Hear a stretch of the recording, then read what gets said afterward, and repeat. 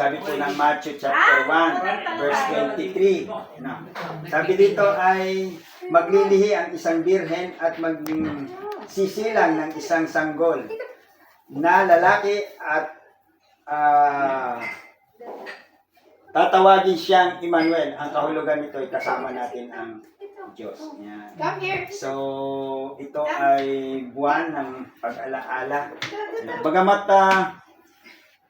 sa mga Bible scholar, wala naman sinasabi po na ang talagang Pasko ay December 25. Ano? Pero hindi naman po kasalanan na ipagdiwang natin ang Kapaskuhan. Ano? Subalit, ang nagiging suliranin ng ating mga kababayan, yung po bang parang doon na napokus sa mga regalo, sa mga liwanag ng Christmas light. Hindi po nila nalalaman yung talagang lubos na kaunawaan ng tinatawag na Pasko. So, ang ating title ay Pasko na sinta. Make Jesus Smile. Yan. Pangitiin si Jesus. Yan. Sabi ng Bible, di ba sabi, ipapanganak ang isang lalaki at ito'y tatawaging Emmanuel. At ang sabi doon, ang kahulugan ay kasama natin ang Diyos. Kaya sino ho ba itong isisilang na ito? Walang iba kundi ang ating Panginoong Jesus na ating inaalala. No? Na siya yung sinasabing Jesus na tagapagligtas. Jesus na nagbibigay ng kapayapaan, Jesus na nagbibigay ng kagalakan, Jesus na handang magbigay sa atin ng ganap na kaligtasan. So, kaya po yun ang dapat nating alalahanin sa Kapaskuhan ito.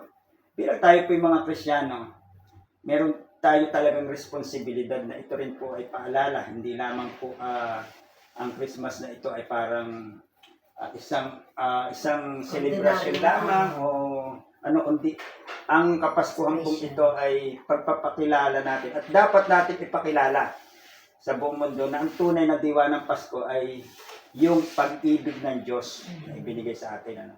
Yung katiyakan na tayo ay pag sumampalataya, magkakaroon ng katiyakan ng buhay na walang hanggan. So, ang pinakabuod-hupot po talaga nito, yung binanggit ko ng 28 ng Matthew, yung mayo kayo, gawin yung alamin ko ang lahat ng bawat bautismuhan niyo sila sa pangalan ng Ama, ng Anak, at ng Espiritu Santo.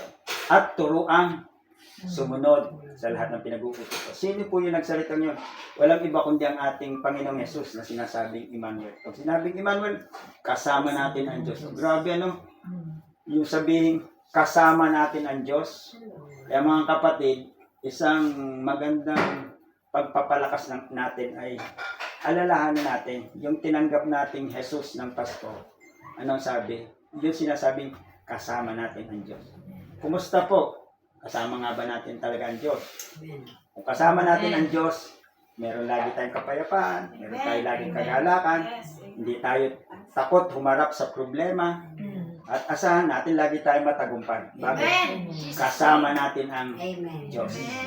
Sabi ng Bible, sa Isaiah 9:6 noong paman ay sa Lumang Tipan ay ipinangako na siya na sabi, isisilang ang isang lalaki. Siya ay tatawagin kamangha-mangha, makapangyarihang Diyos, prinsipe ng kapayapaan, hari ng mga hari at Panginoon ng mga Panginoon. Biro natin, tuwan-tuwa tayo pagka tayo po ay papasukin sa bahay ng isang gobernador at mayor. Pero pagka pastor, kasi pastor na naman, abala na naman. Pero yung sinabi, yung yun na lang sabihin natin na, si mayor ang dadala, si governor. Di ba? Proud na proud tayo pag nakasama kayo, pa-picture ka pa. Pero yung sinabing kasama natin ang Diyos, sino ba itong Diyos na ito? Yung hari ng mga hari, Panginoon ng Panginoon. Dapat ito po ang ipaunawa natin sa ating mga mahal sa buhay, kakilala, kaibigan. Napakahalaga na po nito. At higit sa lahat na sinabi ng Bible, siya yung liwanag dun sa libutan. At sa kasalukuyan, tayo po ang liwanag na ibinigay ng Diyos. Yes. Sabi nga ni Rick Warren, ang paa at kamay ni Jesus ay tayong mga anak niya.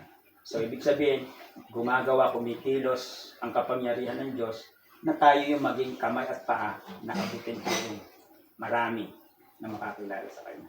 Paunawa po natin, ano nga ba ang Pasko? Ang Pasko ay pag-ibig ng Diyos na nagbibigay ng mensahe na kailangan natin siyang kilalanin bilang Panginoon at Kapatid. Pinakamahalaga po, kamag-anak mo, kakilala mo, kumusta ho?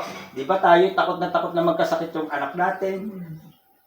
Minsan ho pag nagkasakit, kahit nakabrief lang, natatakbo mo sa ospital, di mo alam, ano? Dahil alala ka. Pero bakit hindi tayo nag-aalala kung minsan na hindi pa pala natin nasyeshare ng gas? Kaya tayo lahat, may responsibilidad tayong mga anak ng Diyos na ibahagi ang mabuting balita, ang diwa ng Pasko. So, tandaan natin, kasama natin ang Diyos.